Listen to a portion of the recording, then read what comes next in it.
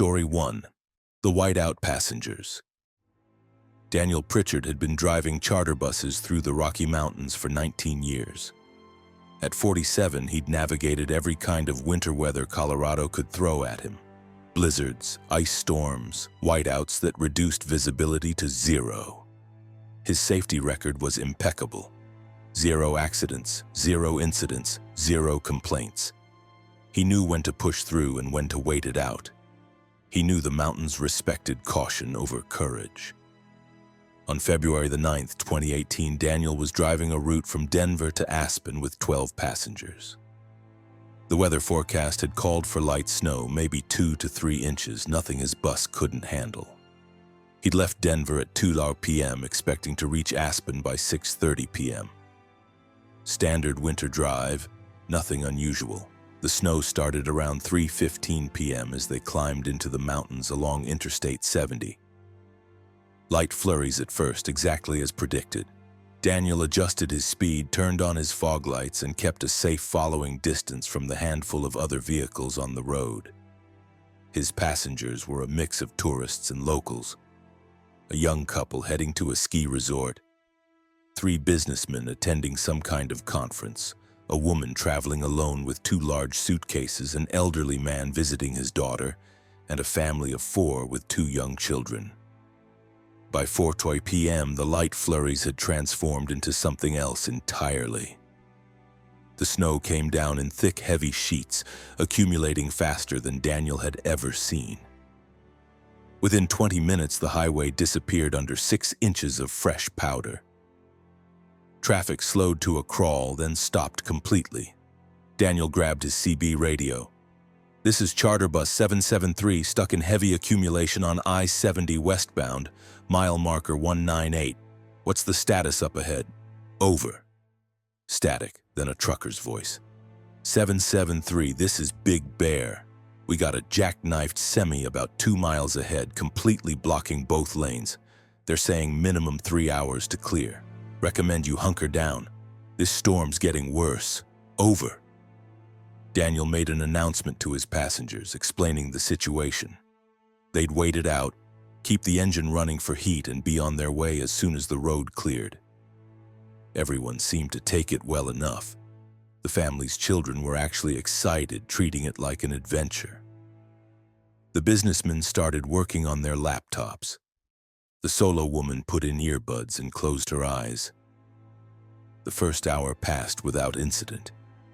Daniel kept the bus warm, periodically checking his mirrors to watch the snow accumulating around them. The storm had intensified beyond anything the forecast had predicted. Snow was falling at nearly 2 inches per hour, and the wind had picked up, creating drifts that were already halfway up his wheels. Around 5:30 p.m., one of the businessmen approached Daniel. "Excuse me, driver. I think there's something wrong with your manifest." "My manifest?" Daniel asked, confused. "What do you mean?" "You have 13 passengers listed," the man said, showing Daniel a clipboard that Daniel didn't remember giving anyone. "But there are only 12 of us on the bus." Daniel looked at the clipboard. It did show 13 names, but that couldn't be right. He'd counted everyone when they boarded. 12 passengers, he was certain. "That's a mistake," Daniel said. "Someone in the office must have added an extra name by accident. There are 12 passengers, same as when we left Denver." The businessman shrugged and returned to his seat. But Daniel felt a strange unease settling over him. He looked back at his passengers, counting them carefully. 12. Definitely 12. So why did it feel like he was missing someone? At 6 p.m., the snow had become truly frightening.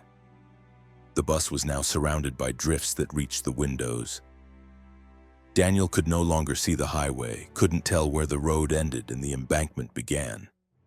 His CB radio had gone quiet. Either everyone else had shut down to conserve fuel or the storm was interfering with transmissions. He tried his cell phone. No signal. One of the children, a little girl maybe 7 years old, tugged on her mother's sleeve. "Mommy, who's that man in the back?" Her mother looked up from her phone, which she'd been staring at despite having no signal. "What man, sweetie?" "The man in the very back seat. He's been sitting there the whole time, but nobody's talked to him." Daniel's blood went cold. He stood up and looked toward the back of the bus. The last row was empty. He could see it clearly. 5 seats, all vacant. "Honey, there's no one there," the mother said gently. "You're just imagining things." "But he's right there," the girl insisted, pointing. "He's wearing a black coat and he keeps staring at us. Why won't anyone talk to him?" The elderly man spoke up from his seat near the front. "The girl's right. There is someone back there. Been there since Denver. Tall fellow, hasn't moved once. Thought it was odd, but figured maybe he was sleeping." Daniel walked slowly down the aisle, his heart hammering. The back row was empty. He could see every inch of it, but half his passengers were now nodding, agreeing that yes, there was someone in the back seat. A man in a black coat. Been there the whole time. "I don't see anyone," the solo woman said, taking out her earbuds. "You're all seeing things." "Check the manifest," one of the businessmen said again. 13 names, 13 passengers. Daniel grabbed the clipboard, really looking at it this time. 13 names. But the 13th name wasn't printed like the others. It looked handwritten, added later in ink that seemed to shift and move in the overhead lighting. The name read, Passenger 13. "This is ridiculous," Daniel said, but his voice shook. "There's no one in the back seat. This is just the storm making people anxious. Cabin fever. We've only been stuck for 2 hours."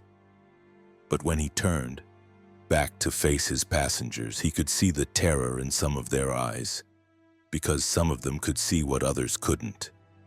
And the ones who could see were starting to understand that something was very, very wrong. The temperature inside the bus began to drop. Daniel checked the heater. It was running full blast, but he could see his breath now. Frost was forming on the inside of the windows despite the heating system working overtime. "Daddy, I'm cold," the little girl whimpered. Her father wrapped his coat around her, but Daniel could see him shivering too. The temperature was plummeting, impossibly fast. Daniel checked the external thermometer. It showed -42 Celsius outside. That couldn't be right. The forecast had called for -15 at most. One of the businessmen stood up suddenly, his face pale. "I need to get out. I need to get off this bus right now." "Sir, that's not possible," Daniel said. "The storm." "I don't care about the storm," the man shouted. "Don't you understand? We're not stuck because of the snow. We're stuck because something won't let us leave. That thing in the back, it's not supposed to be here. And as long as it's here, we can't leave." "You're being hysterical," the solo woman said, but even she looked frightened now. The businessman moved toward the door.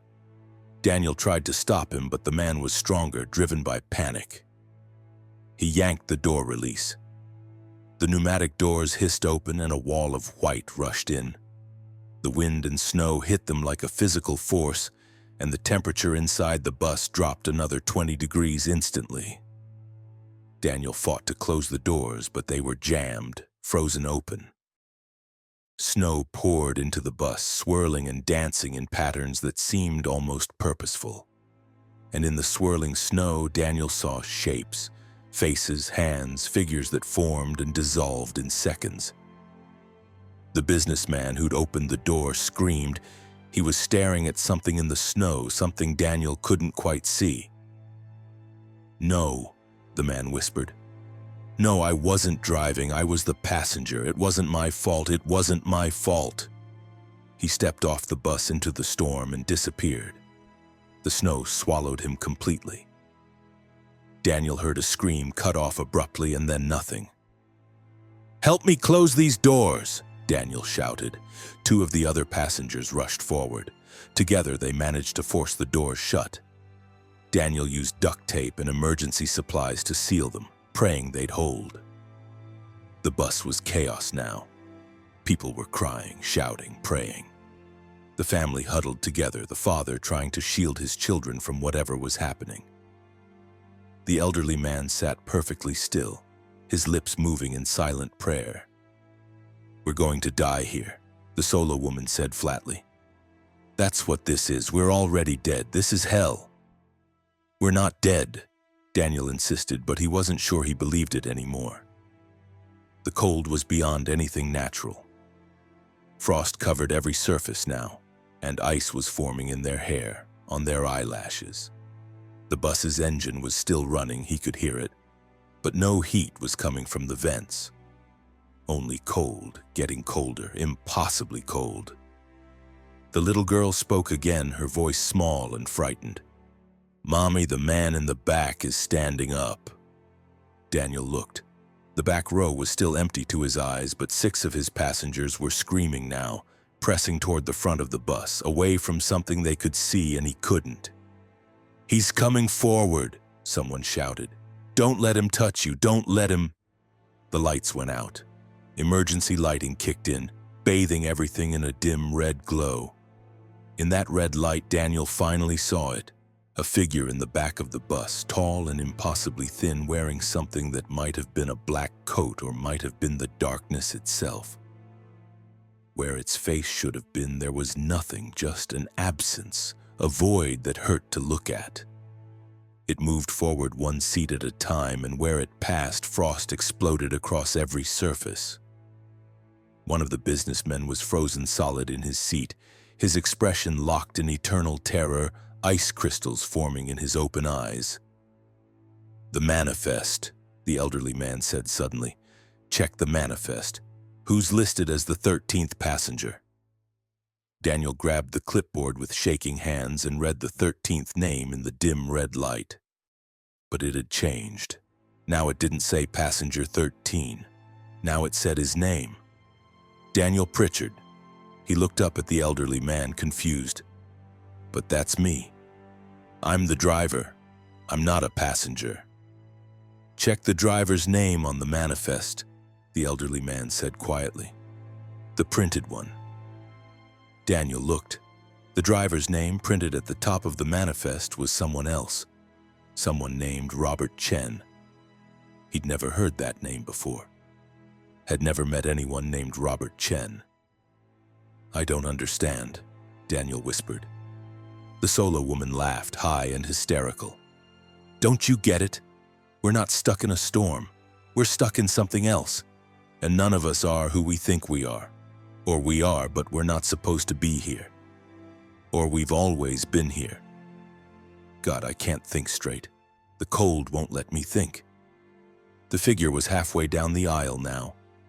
Daniel could feel its presence like a physical weight, crushing the breath from his lungs. His passengers were frozen, literally frozen one by one. The family sat together in a perfect tableau, ice coating their faces, their arms wrapped around their children in eternal protection. Daniel closed his eyes. He tried to remember how this drive had started. He'd left Denver at 2:00 p.m. But had he? Or had he been on this bus longer? The memories were fuzzy, confused. He remembered driving this route yesterday, and the day before, and the day before that, an endless loop of the same drive, the same storm, the same passengers who appeared on his manifest as 13 but counted as 12. When he opened his eyes, he was alone on the bus. Every seat was empty. The storm had stopped. Through the windows, he could see clear skies and sunshine. The snow had vanished completely. The highway was dry and clear. Daniel stood on shaking legs and opened the door. He stepped off the bus onto the bare pavement. His bus was parked on the shoulder of I-70, exactly where it should be. Traffic passed normally. No one stopped to help. No one seemed to see him standing there. He walked around to the side of his bus and looked at the company logo and number. Charter Bus 773. His bus. But something was off. He looked closer at his reflection in the bus's polished metal panels. He was wearing a black coat. He didn't remember putting on a black coat. He'd been wearing his company uniform, blue jacket with the logo, Daniel walked back to the door and climbed onto the bus. He moved to the back row and sat down. He wasn't sure why, but it felt right. Like this was where he was supposed to be. An hour later, another bus pulled up behind his. Through his window, Daniel watched as passengers boarded. 12 of them. A young couple, 3 businessmen, a solo woman, an elderly man, a family of 4. They looked familiar, like he'd seen them before, but he couldn't quite place where.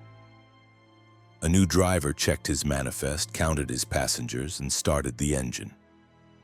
As the bus pulled away from Daniel's empty vehicle, Daniel understood. He was the 13th passenger now, the one who didn't quite fit the count, the one who some could see and others couldn't, the one who would sit in the back and wait for the storm to begin again. Because the storm always began again. It had been beginning again for years, maybe decades, maybe forever, and each time a new driver would find himself with 13 passengers instead of 12. Each time someone would step off the bus into the storm and disappear. Each time the cycle would continue. Daniel sat in the back row of his empty bus and waited. Soon the snow would start. Soon he'd be riding along on someone else's charter, counting toward 13, waiting for them to understand what he now understood. Some storms never end. They just loop, forever trapping those who enter them in an endless cycle of cold and terror and confusion. And once you're part of the storm, you can never leave. You just wait for the next group to board, the next manifest to count wrong, the next time the temperature drops and the passengers start screaming about the man in the back seat who was never supposed to be there. Daniel closed his eyes and felt the first snowflakes beginning to fall. Story 2. The Stranded Family. Michelle Torres had planned this cabin trip for 6 months. She, her husband James, and their 2 teenage sons, Kyle, 16, and Brandon, 14, were going to spend a long weekend at a remote rental cabin in northern Minnesota. It was supposed to be a bonding experience, a chance to unplug from technology and reconnect as a family. The cabin was 40 miles from the nearest town, accessible only by a private road that wound through dense forest. The rental company assured them the road was maintained and safe even in winter. They left Minneapolis on Friday, January 24, 2020 at noon. The weather was cold but clear, -18°C, typical for late January. They'd packed enough food for 4 days, brought board games and books, and James had loaded the SUV with emergency supplies just in case. Michelle had laughed at him for being overprepared, but James was ex-military. He always planned for contingencies. The drive to the cabin took 4 hours. The private road was rougher than expected, barely more than 2 tire tracks through the woods, but their SUV handled it fine. They arrived at 4:00 p.m., just as the sun was beginning its early winter descent. The cabin was perfect, rustic but comfortable, with a wood stove, propane generator, and a well-stocked kitchen. No cell service as expected, but they had a landline phone for emergencies. They spent Friday evening settling in, playing cards, making dinner together. It felt good, Michelle thought. No phones buzzing with notifications, no TV droning in the background, just the 4 of them talking and laughing. This was exactly what she'd wanted. Saturday morning they woke to snow. Not much, just a light dusting. James suggested they hike to a nearby frozen lake the rental company had mentioned. The trail was only 2 miles from the cabin, easy walking. They bundled up and set out around 10:01 a.m. The hike was beautiful. The forest was silent under its blanket of fresh snow, and their breath formed clouds in the frigid air. They reached the lake by 11:30 a.m., and Kyle took photos while Brandon tried to slide across the ice. Michelle and James stood arm in arm, watching their boys, feeling grateful. "This was a great idea," James said, kissing the top of Michelle's head. "We should do this more often." They started back around 12:30 p.m., planning to reach the cabin by 2:00 p.m. and spend the afternoon inside. But 20 minutes into the return hike, the weather changed. The snow came suddenly and viciously, transforming from light flurries to a blinding whiteout in less than 5 minutes. The wind picked up, howling through the trees, and the temperature plummeted. Michelle pulled her scarf over her face, but the snow stung her exposed skin like needles. "Stay close!" James shouted over the wind. "Follow the trail markers!"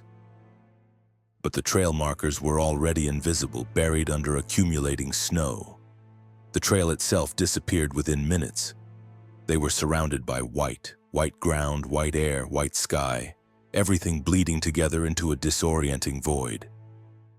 James pulled out his compass and GPS unit. The compass spun wildly, unable to find north. The GPS showed their location as nothing, just a blank screen where the map should be. "Equipment failure," James muttered. "Both devices simultaneously. That's not supposed to happen." They kept walking in what James thought was the right direction, but after 30 minutes, Michelle realized they were passing the same distinctive tree for the third time. They were walking in circles. "Dad, I'm really cold," Brandon said. His lips were turning blue despite his heavy winter coat. "I know, buddy, we're going to get back to the cabin soon." But James's voice held an edge of worry Michelle had rarely heard. They walked for hours, or what felt like hours. Michelle checked her watch repeatedly, but time seemed wrong.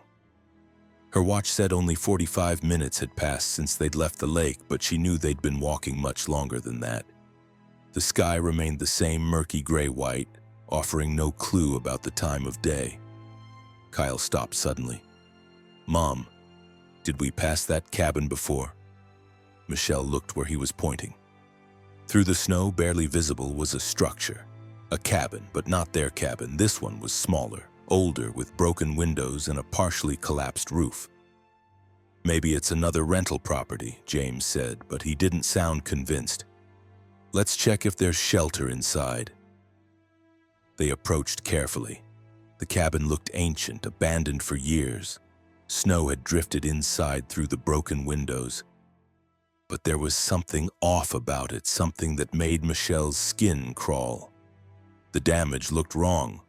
The broken windows seemed to have shattered from the inside out, and there were scratches on the door frame, deep gouges as if someone had clawed frantically to get out. "I don't think we should go in there," Michelle said. "Mom's right," Kyle agreed. "This place feels bad." But Brandon had already walked inside. They heard him call out, "There's stuff in here, old stuff." Michelle and James exchanged glances and followed their son inside. The cabin's interior was a frozen time capsule. Old furniture sat covered in dust and ice. There were plates on the table as if someone had been in the middle of a meal when they abandoned the place. A calendar on the wall showed December 1983. "People left in a hurry," James observed. "Look, coats are still on the hooks, boots by the door. No one leaves their winter gear behind in Minnesota." Brandon was looking at something on the table. "Mom, this is really weird." Michelle walked over. On the table next to the plates was a sheet of paper. Not old and yellowed like everything else. This paper was fresh, white, clearly recent. Written on it in shaky handwriting was a message. "If you can read this, you're trapped in the same loop as us. The storm doesn't end. The cabin keeps moving. Don't trust your memories. Count the family members carefully. One of them isn't real." Michelle's blood turned to ice. "James, we need to leave. Right now." But when they turned to the door, Brandon was standing there blocking it. Only it wasn't quite Brandon. The figure had Brandon's face, Brandon's clothes, but something about the proportions was wrong. The arms were too long, the head tilted at an angle that would have broken a normal neck. "Brandon," Kyle whispered. The Brandon thing smiled, but the smile was all wrong, too wide, showing too many teeth. "Which Brandon am I?" it asked in Brandon's voice, but with an odd echo beneath it. Am I the one who came inside first? Or am I the one who's still outside? Michelle screamed. She pushed past the thing and ran out of the cabin. James and Kyle followed. Outside, standing in the snow exactly where they'd left him, was Brandon. Their real Brandon, looking confused and frightened. "Mom, what's wrong? I was waiting for you guys. Why did you scream?" Michelle grabbed him, checking his face, his hands, making sure he was real. "You went inside. We saw you go inside." "No, I didn't," Brandon said. "You told me to wait here, so I waited." They all turned back to look at the cabin. It was gone. Where it had stood moments before, there was only forest and snow.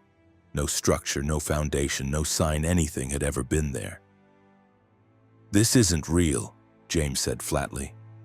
"This is hypothermia. We're all experiencing shared hallucinations. We need to find shelter immediately." They continued walking, but now Michelle couldn't shake the message from that cabin. "Count the family members carefully. One of them isn't real." She counted. James, Kyle, Brandon, herself. 4. Always 4. So why did it feel like there were 5 of them? The storm continued without pause. They walked for what Michelle's watch said was 2 hours, but what felt like 8. They found 3 more abandoned cabins. Each one had the same calendar showing December 1983. Each one had the same fresh note on the table with the same warning. In the 3rd cabin, they found something else. Family photos on the wall. The photos showed a family of 4, a mother, father, and 2 teenage boys. Michelle recognized the faces immediately because they were looking at themselves. The photos showed their family in this cabin wearing the same clothes they were wearing now. But the photos were old, faded, taken decades ago on film that didn't exist anymore. "That's not possible," Kyle said, his voice shaking. "These photos are from the 80s. We weren't even born yet." "None of this is possible," James replied. "The cabins that disappear, the time loops, these photos. Something is very wrong here." They heard a sound from outside, Brandon's voice calling for help. But Brandon was standing right next to Michelle. She was holding his hand. She could feel him, warm and solid and real. "Help!" Brandon's voice called again from outside. "I'm lost. Please help me." Kyle moved toward the door. "We have to help him."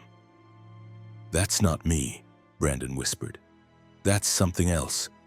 Something using my voice." The voice called again, closer now. And again.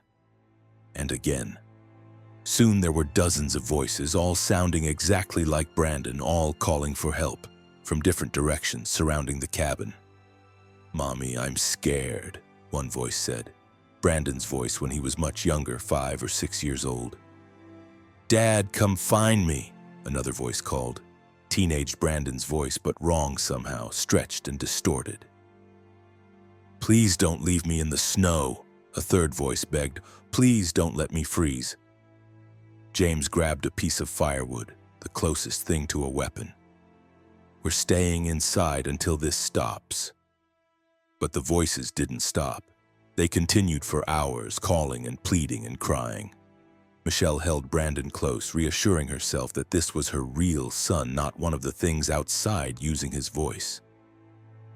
Around what Michelle's watch said was 8:01 p.m., though the sky looked exactly as gray and featureless as it had all day.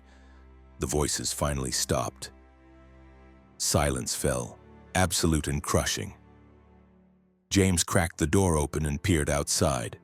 "The storm's clearing," he said, surprised. "I can see stars." They emerged from the cabin cautiously. The sky was clear, filled with stars and a half moon that illuminated the snow-covered forest. The temperature had risen to merely cold instead of deadly. "Look," Kyle pointed. "Our cabin, I can see the lights." There, perhaps 300 yards away through the trees, was their rental cabin. Lights glowed warmly from the windows, and smoke rose from the chimney. They ran toward it, fighting through the snow. Michelle's legs ached and her lungs burned from the cold air, but she didn't care. They were going to make it. This nightmare was almost over. They burst through the cabin door, grateful for the warmth and safety. James immediately checked the landline phone. Dead. He tried to start the generator to charge their devices. It wouldn't turn over. "We'll wait until morning," James decided. "Then we'll drive out and report what happened. Someone needs to investigate those abandoned cabins." They ate a quick meal. None of them were really hungry after the terror of the day, and agreed to sleep together in the main room by the wood stove.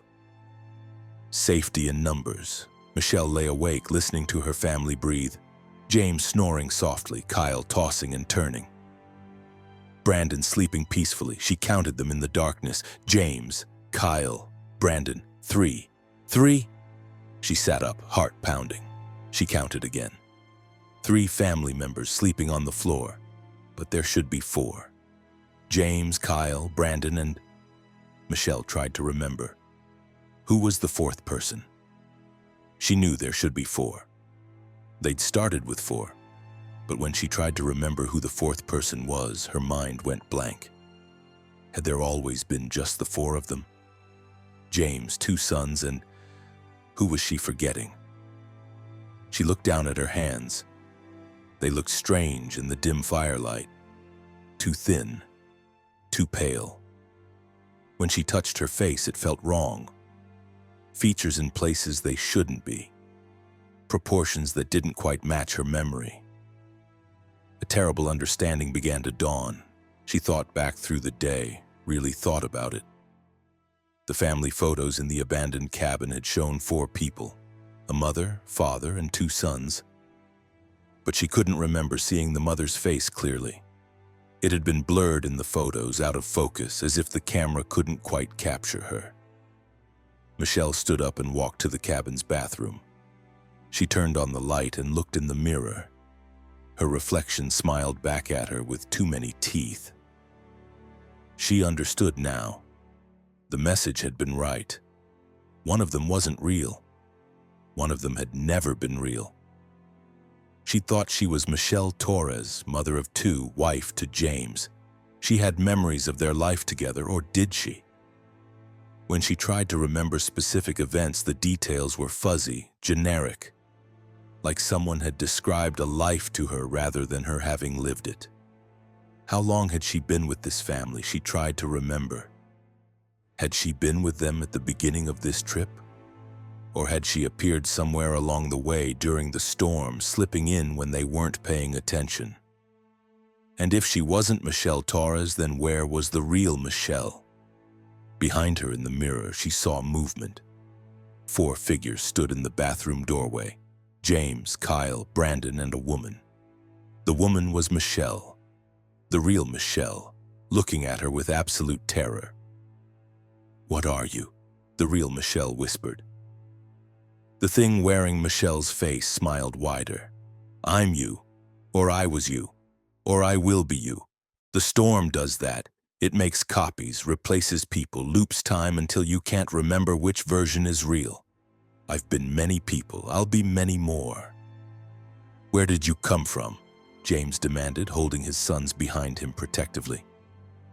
"From the storm, from the cold, from the spaces between one moment and the next, from the cabin that doesn't exist but is always there. I don't remember being anything else. Maybe I was never anything else. Maybe I'm just what the storm creates when it needs to feed." "Feed on what?" Kyle asked. The thing tilted its head, Michelle's head, at an impossible angle. "On memories, on time, on the pieces of people that get lost in the white.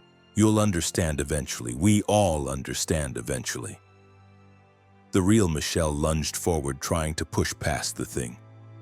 "Get out of our cabin! Get away from my family!" But the thing was faster. It grabbed Michelle's wrist, and where it touched, frost spread across Michelle's skin. "I'm sorry," it said, and it almost sounded sincere. "But the storm always takes someone. That's the rule. The only question is who." The lights went out. In the darkness, Michelle heard screaming. Her family's voices, her own voice, and other voices layered beneath them, victims from other times, other loops. all trapped in the same eternal storm. When dawn came, 3 people sat at the cabin's breakfast table. James Torres and his 2 sons, Kyle and Brandon. They packed their things quietly, loaded the SUV, and drove away from the cabin. None of them mentioned the 4th person they'd brought with them. None of them could quite remember if there had been a 4th person. James had a vague sense that something was wrong, that someone was missing. But when he tried to remember who, his mind went blank. In the back seat, wedged between Kyle and Brandon, sat something that wore Michelle Torres's face. It looked out the window at the passing forest and smiled. The storm had fed well. It would sleep now, satisfied, until the next family came looking for a quiet weekend away from civilization. And Michelle, the real Michelle, remained in the cabin. Or perhaps in the abandoned cabin from 1983. Or perhaps in some other cabin that existed in the spaces between real and not real. Trapped in the loop, counting family members over and over, never quite sure if she was the real one or just another copy the storm had made. Because that's what the storm did. It trapped you in loops of cold and confusion until you couldn't remember which version of yourself was real. Until you became another warning note on a table, another voice calling from the white, another victim who would lure the next family into the same eternal trap. The storm was always hungry, and it always took someone. Story 3. The Highway Rescuer. Patrick Donnelly had been a state highway patrol officer for the North Dakota Highway Patrol for 12 years. At 36, he'd seen everything winter roads could throw at people. Jackknifed semis, cars and ditches, tourists from warm climates who didn't understand that black ice was real and deadly. He'd pulled frozen bodies from wrecked vehicles and saved hypothermic drivers minutes from death. Winter was the most dangerous time on North Dakota's highways, and Patrick took his job seriously. On March 2, 2019, Patrick was working the night shift along Highway 85, one of the most remote and dangerous stretches in the state. A late-season blizzard was rolling in. The Weather Service was predicting 8 to 12 inches of snow with winds up to 50 miles per hour. Patrick's job was to patrol the highway, help stranded motorists, and report dangerous conditions. By 9 p.m., the storm was in full force. Snow fell so heavily that Patrick's headlights barely penetrated 15 feet ahead. He drove slowly, carefully, watching for any vehicles that might have slid off the road. The radio crackled with reports from other officers. Multiple accidents, cars in ditches, one jackknifed semi. It was going to be a long night. At 10:17 p.m., Patrick spotted something in the beam of his headlights. A vehicle pulled onto the shoulder, hazard lights flashing. He activated his own lights and pulled up behind it. The vehicle was a small sedan, completely wrong for winter driving in North Dakota. He could see someone in the driver's seat. Patrick grabbed his heavy-duty flashlight and stepped out into the storm. The wind nearly knocked him over and snow stung his face like flying glass. He approached the sedan and tapped on the driver's window. A woman looked up at him, her face pale with fear and cold. She rolled down the window a few inches. "Ma'am, are you all right?" Patrick had to shout over the wind. "I'm lost," the woman said, her teeth were chattering. "My GPS stopped working and I don't know where I am. I've been driving for hours, but I can't find any towns." Patrick assessed the situation quickly. The woman was alone, inadequately dressed for the weather, and her car was not equipped for these conditions. "Ma'am, it's not safe for you to keep driving.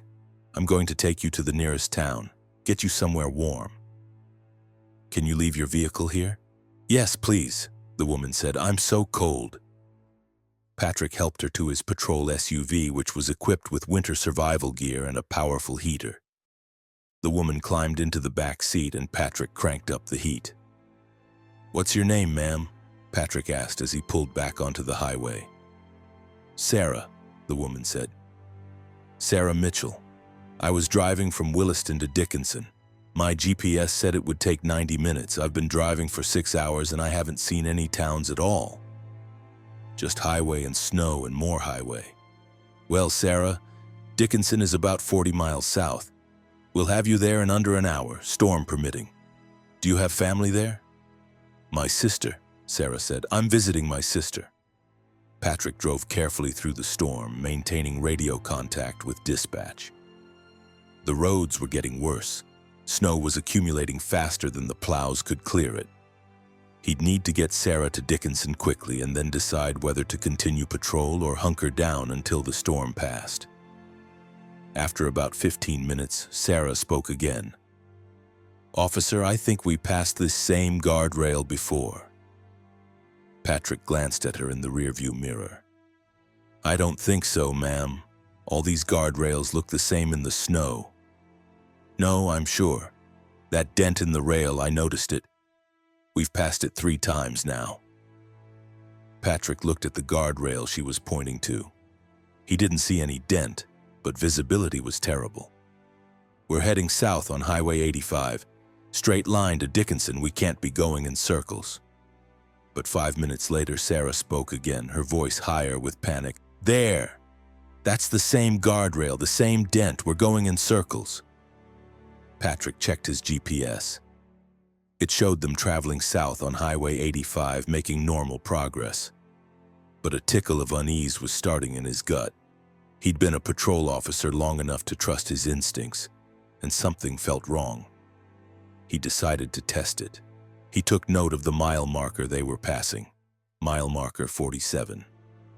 Then he drove for exactly 10 minutes by his dashboard clock, maintaining steady speed. They should have traveled about 6 miles. When he checked the next mile marker, it was mile marker 47. Patrick's mouth went dry. That wasn't possible. He'd been driving in a straight line, maintaining speed. There was no way they were at the same mile marker. I told you, Sarah whispered. We're trapped. The storm won't let us leave. That's not how storms work, Patrick said, but his voice lacked conviction. He grabbed his radio. Dispatch, this is Unit 17. I'm experiencing some kind of navigation issue on Highway 85. GPS is showing progress, but mile markers aren't changing. Can you confirm my location? Static. Then, Unit 17, we're not reading you on Highway 85. According to our GPS tracking, your vehicle is... That can't be right. What is it, dispatch? Your vehicle is showing as stationary. You haven't moved in the last 20 minutes, but that's clearly a system error because we can hear your engine and you're reporting movement. Patrick felt sweat on his back despite the cold. Dispatch, I'm bringing a civilian to Dickinson. Female, mid-30s, stranded motorist. Can you send another unit to meet us? Unit 17, we have no other units available. Everyone's dealing with the storm. You're going to have to handle this yourself. Patrick looked at Sarah in the mirror.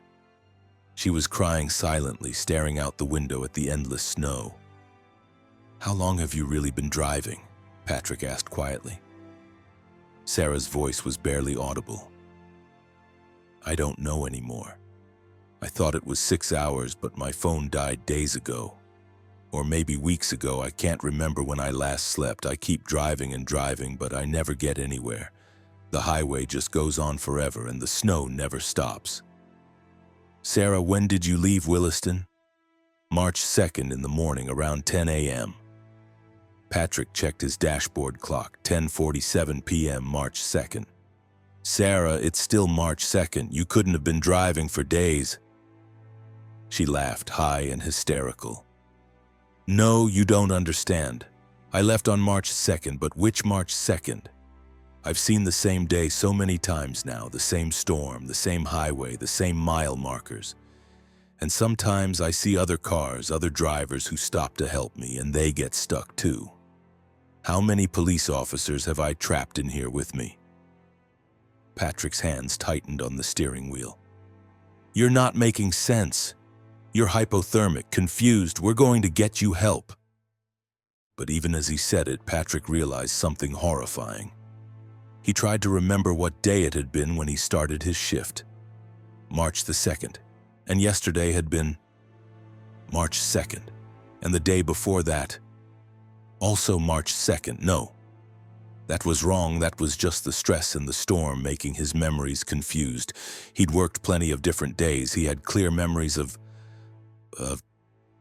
Patrick tried to remember a specific event from last week or last month. The memories were there, but they were vague, generic. The same shift repeated over and over, the same highway, the same storm. "How long have you been a patrol officer on this stretch of highway?" Sarah asked. 12 years, Patrick answered automatically. "Do you remember anything from those 12 years, anything specific? Any particular day that stands out?" Patrick tried. He really tried. But all he could remember was this: driving through snow, checking mile markers, helping stranded motorists. An endless loop of the same shift, the same storm, the same stretch of Highway 85. "Oh God," he whispered. "Now you understand," Sarah said. "We're not going to Dickinson. We're never going to Dickinson. We're just going to keep driving through this storm forever until the loop resets and we start again. And each time we'll forget a little more. Eventually, we won't even remember that we're trapped." Patrick pulled over to the shoulder and put the SUV in park. He needed to think. This couldn't be real. There had to be a rational explanation. "I've tried everything," Sarah said. "I've tried turning around, driving north instead of south. I've tried getting out and walking. I've tried staying still and waiting for the storm to pass. Nothing works. The highway always loops back. The storm never ends and time doesn't move forward. It just circles over and over." "There has to be a way out," Patrick insisted. "There's always a way out." He grabbed his survival pack and emergency beacon. If they were really stuck in some kind of temporal or spatial loop, maybe getting away from the vehicles would break it. He helped Sarah out of the SUV, and together they walked away from the highway into the storm. They walked for what felt like hours. Patrick's GPS showed they were moving, traveling in a straight line away from the highway. But when he looked back, he could still see his SUV's flashing lights. Same distance away, never getting farther no matter how long they walked. Sarah collapsed in the snow. "It's no use. I've tried this too. We can walk forever, but we never actually go anywhere. We're frozen here, not in ice, in time, in space, in this one moment of this one storm that never ends." Patrick tried his radio again. "Dispatch, this is Unit 17. I need immediate assistance. Something is very wrong here." A voice answered, but it wasn't dispatch. It was his own voice, distant and echoing. "Dispatch, this is Unit 17. I need immediate assistance. Something is very wrong here." Then Sarah's voice, also coming from his radio. "I'm lost. My GPS stopped working and I don't know where I am." Then his voice again. "Ma'am, it's not safe for you to keep driving." The radio was playing back their conversation from earlier, caught in the same loop as everything else. Patrick helped Sarah back to his SUV. They sat in the warmth, watching the snow fall in sheets, listening to the wind howl. Patrick checked his watch. Still 10:47 p.m. He watched the second hand tick forward. 10 seconds, 20, 30, then jump back to the starting position. Time was literally looping. "How many others are there?" Patrick asked quietly. "How many people are trapped in this loop?" "I don't know," Sarah said. "I've seen other cars, other officers, but they fade after a while. Like they get absorbed into the loop and become part of the background. Maybe that's what happened to me already. Maybe I'm just a ghost that you found, and tomorrow you won't remember me at all." "I'll remember," Patrick promised, though he wasn't sure he could keep that promise. They sat in silence for a while. Then the radio crackled. "Unit 17, this is dispatch. What's your status?" Patrick grabbed the mic. "Dispatch, this is 17. I'm on Highway 85 with a stranded motorist experiencing severe navigation anomalies. Request backup. Unit 17, we show you as stationary. Are you stuck? Dispatch, I'm stuck in some kind of loop. Mile markers aren't changing. Time isn't moving forward. I need... The radio went dead. Patrick looked at his watch. 10:47 p.m. He looked at Sarah, about to speak, but she was gone. The back seat was empty. Patrick stepped out of his SUV. The storm was in full force. Snow fell heavily. At 10:17 p.m., he spotted something in the beam of his headlights. A vehicle pulled onto the shoulder, hazard lights flashing. He approached the vehicle. A woman was sitting in the driver's seat. She rolled down her window. "Ma'am, are you all right?" "I'm lost," the woman said. Her name was Sarah. She'd been driving for hours. She was so cold. Patrick helped her into his SUV and started driving south toward Dickinson. After 15 minutes, Sarah spoke. "Officer, I think we passed this same guardrail before." And Patrick heard himself say, "I don't think so, ma'am. All these guardrails look the same in the snow." But this time, somewhere deep in his mind where memories were starting to fade, Patrick knew the truth. He'd had this exact conversation before. He was having it again. He would have it again and again, forever. The storm had caught them, and it would never let them go. They would drive this same stretch of highway, have the same conversation, realize the same terrible truth over and over for eternity. And each time the loop reset, Patrick would remember a little less. Soon he wouldn't remember that he was trapped at all. He'd just be Officer Patrick Donnelly, Highway Patrol, helping stranded motorists on Highway 85, the same way he'd done for 12 years, or 12 minutes, or 12 lifetimes. In the endless storm, time had no meaning. There was only the loop, forever repeating, forever trapping those who drove through the snow on that cursed stretch of highway, where winter never ended and tomorrow never came. Story 4. The Mountain Lodge Guests. The Mountain View Lodge in the White Mountains of New Hampshire advertised itself as a perfect winter retreat. A cozy, intimate lodge with room for only 10 guests, offering an authentic, isolated mountain experience.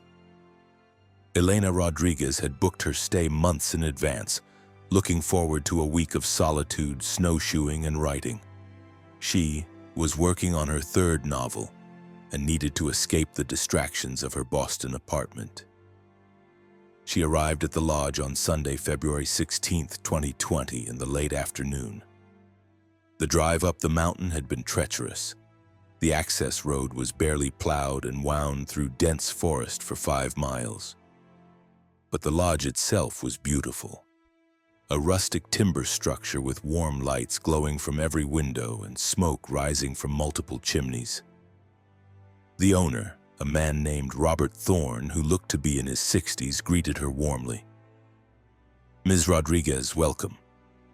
You're our last arrival. All 10 rooms are now occupied. Should be a wonderful week. The forecast is showing snow, but nothing too severe." Elena met the other guests at dinner that evening. There was a retired couple from Vermont, the Andersons. 2 college students on a winter break adventure, Jess and Marcus.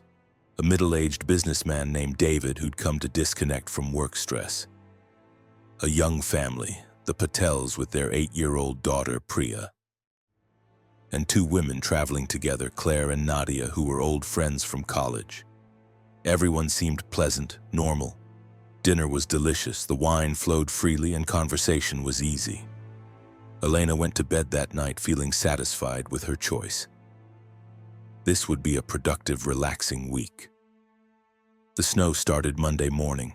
Light at first, just flurries. By afternoon, it was heavier. By evening, it was a full blizzard. Robert assured everyone this was normal for the White Mountains. They had plenty of supplies, a backup generator, and everyone would be comfortable. Tuesday morning, Elena woke to find the lodge completely buried. Snow had drifted up to the second-floor windows on one side of the building. The wind howled like something alive, and the temperature had dropped to -28°C.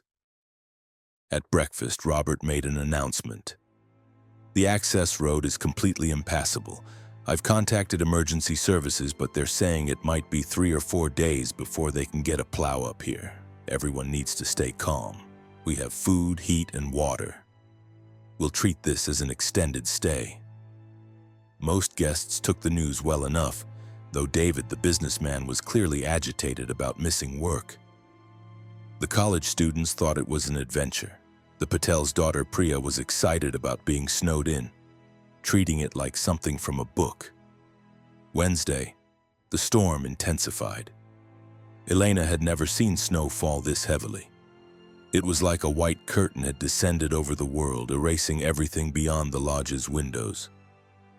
She tried to write, but couldn't concentrate. The atmosphere in the lodge had changed. People were becoming restless, anxious. At lunch, Mrs. Anderson made a strange comment. "Has anyone else noticed there are 11 of us?" Everyone looked around the dining table.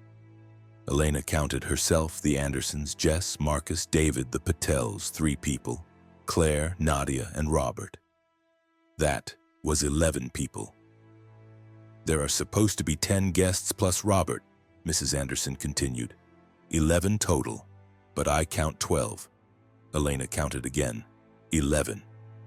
"I'm counting 11, Mrs. Anderson, that's right. 10 guests and Robert." "No," Mrs. Anderson insisted, her voice rising. 12. There are 12 of us. There's someone extra. Her husband patted her hand. "Dear, you're counting wrong. The stress of being trapped is getting to you." But Mrs. Anderson wouldn't let it go. "Fine. Everyone say your name and why you're here." They went around the table. Elena explained she was a novelist here to write. The college students were on winter break. David was escaping work. The Patels were on a family vacation. Claire and Nadia were friends reconnecting. The Andersons were retired and enjoyed winter retreats. Robert was the owner. 11 people, 11 explanations. "See?" Mr. Anderson said gently. 11 people, just like there should be. But Mrs. Anderson was crying now. "There's someone else. Someone we're not seeing. Someone who shouldn't be here. I know it. I can feel them." Elena felt a chill that had nothing to do with the temperature. She looked around the table again, studying each face. Everyone looked normal, solid, real. But Mrs. Anderson's panic was contagious. Now Elena was counting over and over, losing track, not sure if she was counting people or memories of people. That night, Elena couldn't sleep. She lay in bed listening to the wind and the house creaking under the weight of snow. Around 2 a.m., she heard footsteps in the hallway. Slow, measured footsteps that paused outside her door. Elena held her breath, waiting for a knock or for the footsteps to continue. Instead, she heard a voice, her own voice, speaking from the other side of the door. "Let me in. I'm you. I'm the real one. You're the extra person Mrs. Anderson was talking about. You're the one who doesn't belong." Elena didn't answer, didn't move. The footsteps continued down the hall, and she heard the same voice speaking outside other doors, saying different things in different voices. Whoever or whatever was in the hallway, it was using everyone's voices. Thursday morning, 2 people were missing, Jess and Marcus, the college students. Their room was empty, their belongings gone. The exterior door was open and a trail of footprints led away from the lodge into the storm. The footprints disappeared after 20 feet, filled in by blowing snow. "They must have panicked," Robert said grimly. "Tried to walk out. In this storm, at these temperatures, they won't last more than an hour." David insisted they mount a search party. Robert refused. "I'm not losing more people. Going out there is suicide. When the storm clears, we'll look for them." But Elena noticed something that made her stomach turn. She checked the lodge's guest registry that Robert kept at the front desk. It listed 10 guests: herself, the Andersons, David, the Patels, 3, Claire and Nadia. Jess and Marcus weren't listed at all. "Robert," Elena said quietly, pulling him aside. "Who were Jess and Marcus?" Robert looked confused. "What do you mean?" "The college students who went missing." "What college students?" "Elena, are you feeling all right?" Elena showed him the registration. 9 names plus Robert, 10 people total. "Robert, 2 people went missing this morning. You said they'd walked into the storm." "I don't know what you're talking about," Robert said, and he sounded genuinely confused. "No one went missing. Everyone's accounted for." Elena backed away slowly. Something was very, very wrong. She remembered Jess and Marcus clearly, talking to them at dinner, hearing about their plans to go skiing. But no one else seemed to remember them. And now they weren't in the registry, as if they'd never existed.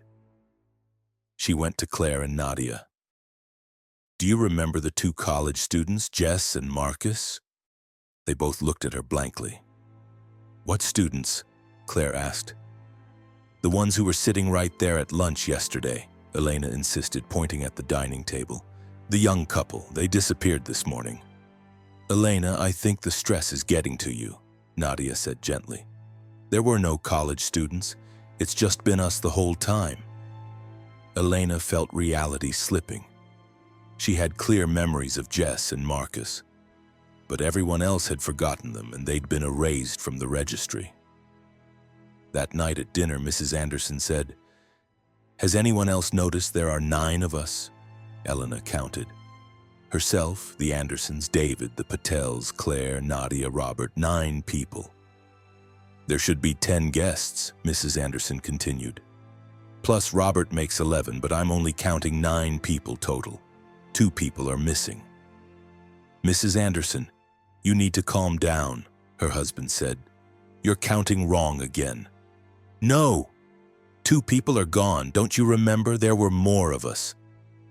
But Elena was starting to understand. People weren't disappearing.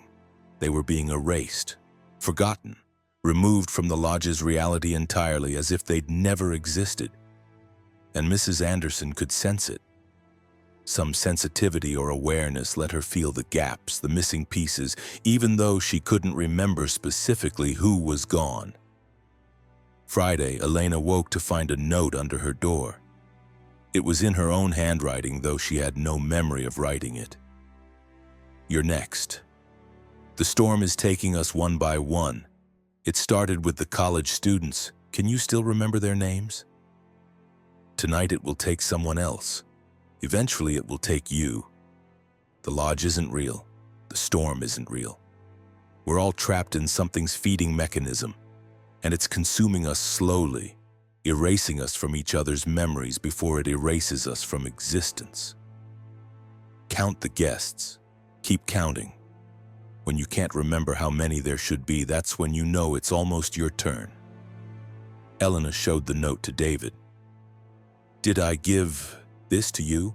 she asked. David read it and went pale. "This is insane. You're losing your mind." "Am I? Can you tell me how many guests were here when we arrived?" David opened his mouth, then closed it. He couldn't answer. The number kept shifting in his mind.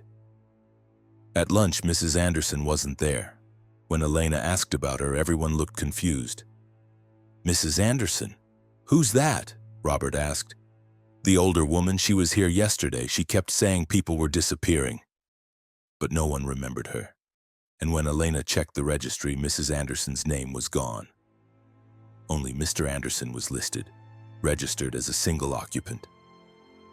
"My wife died 3 years ago," Mr. Anderson said quietly when Elena asked him about it. "I came here alone to process that. Why would you think I had a wife with me?" Elena locked herself in her room. She wrote down everything she could remember. 10 guests originally. Herself, Jess, Marcus, the Andersons, 2 people. David, the Patels, 3. Claire and Nadia. 11 people total with Robert. But now Jess and Marcus were gone, erased from memory. Mrs. Anderson was gone. The lodge's reality had rewritten itself so that these people had never existed. Elena heard a knock at her door. Elena, it was Priya, the Patel's daughter. "Can I come in?" Elena opened the door. Priya looked frightened. "I remember them," Priya whispered. "The college students and the old lady. Everyone else forgot, but I remember." "Why do I remember?" "I don't know," Elena said. "Maybe children are harder for it to affect. Maybe you're more resistant." "What's taking them?" "I don't know that either." Priya started crying. "My parents are forgetting too. My dad forgot my middle name today. And my mom forgot what grade I'm in. They're starting to forget me." Elena pulled the little girl into a hug. "I won't forget you, I promise." But even as she said it, Elena felt her own memories beginning to slip. Had there been a little girl? She was holding someone, comforting someone, but who was it? The face was blurring in her mind. Saturday. Elena woke to find herself alone in the lodge. She walked through empty rooms, seeing signs of occupation but no people. Plates on the table from breakfast, still warm. Someone's book left open on a chair. A jacket hung by the door, but no people anywhere. Elena found the registry. One name, Elena Rodriguez. Checked in February 16th for a one-week solo writing retreat. She'd been alone the whole time. No, that wasn't right. There had been others. She struggled to remember.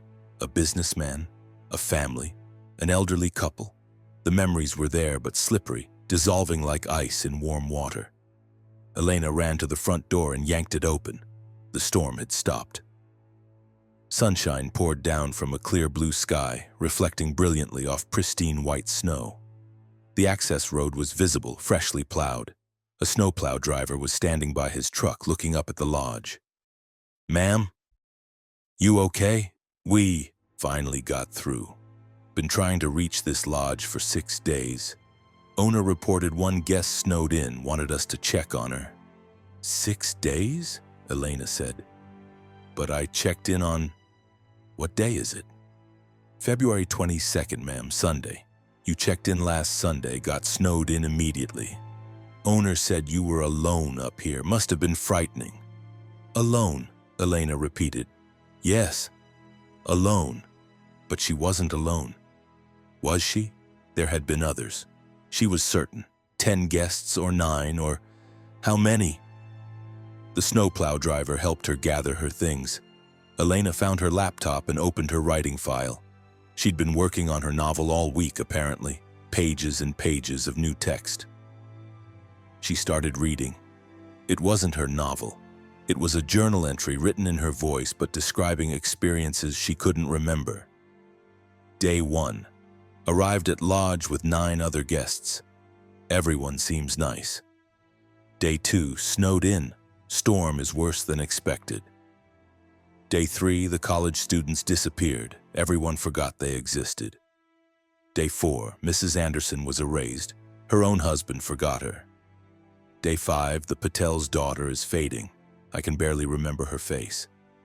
Day 6. I'm the last one. Everyone else has been consumed. The storm wasn't weather, it was something else. A feeding entity that traps people in isolation and slowly erases them from reality. It started with the ones no one would miss. The young people, the elderly. Then it took the families, the couples. Soon it will take me. I'm writing this hoping that maybe somehow this will survive even after I'm gone. Maybe someone will find it and know what happened here. The lodge is alive, or the storm is alive, or something in between them is alive. And it feeds on human presence, consuming us not just physically but retroactively, erasing us from having ever existed. If you're reading this, you're next. Get out. Get out now before... The entry ended abruptly. Elena closed her laptop. She remembered writing none of it. But the dates were right, and it was definitely her writing style, her voice. Had there been others? Or had she been alone the whole week, slowly going mad from isolation, inventing phantom guests to keep herself company?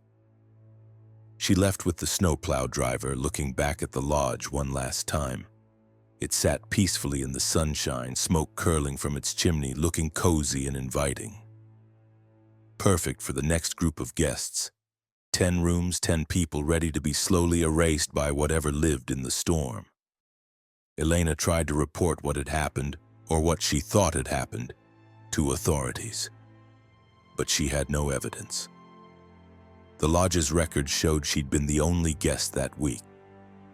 Her own journal was the ravings of an isolated person experiencing psychological breakdown. Eventually, she stopped trying to convince people. But she never forgot the feeling of the memories slipping away. The certainty that there had been others even as their names and faces dissolved into nothing. And sometimes, snowy nights, Elena finds herself counting. 10 guests, or 9, or 7, or 3. She can never quite remember the right number, can never quite recall who was there and who she only imagined, because that's what the storm does. It doesn't just erase you from existence. It makes everyone doubt that you ever existed at all. And somewhere in the White Mountains, the Mountain View Lodge still stands, advertising itself as a perfect winter retreat for 10 guests. Always 10. Though by the time they leave, if they leave, they can never quite agree on how many people were actually there. The storm sees to that.